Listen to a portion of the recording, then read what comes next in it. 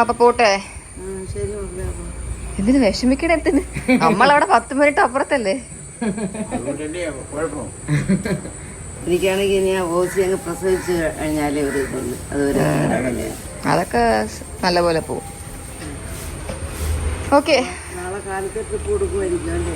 രാത്രി എനിക്കറിയത്തില്ല, പോയിട്ട് ഡോക്ടർ പറയും. അപ്പം ഇന്ന് വൈകിട്ട് പോകുമ്പോൾ മോനും ഓസി അശ്വിനും മാത്രമേ പോകും. അമ്മും വരും. അമ്മും വരും. അമ്മയ്ക്കൊരു കൂട്ടായിട്ട്.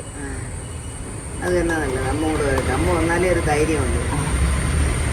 അപ്പൊ ഇഷാനിയ അപ്പം ഷാനി വന്നാൽ പിന്നെ കൊച്ചല്ലേ ഉള്ളൂ.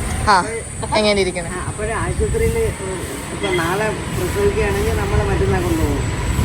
പ്രസവിച്ചാൽ നാളെ ഇപ്പം പകലൊക്കെ ആണെങ്കിൽ വൈകുന്നേരം കൊണ്ടുവരാം.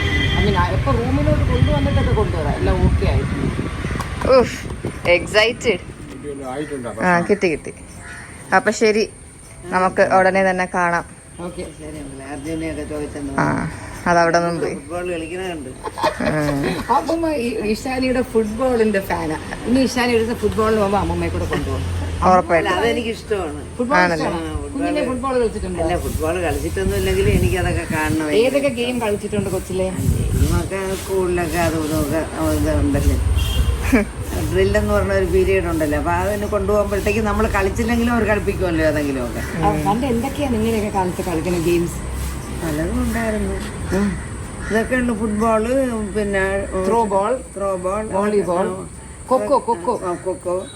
അമ്മൂമ്മ കൊക്കോ ആയിരുന്നു കളിച്ചത്. ഞാൻ എടുത്തു. Okay, bye. Bye papa. കുഞ്ഞിനെ കാണാൻ വേണ്ടി. അതെ. നമ്മളുടെ വിളിച്ച് പറയണം കേട്ടോ. പിന്നെ ബൈ.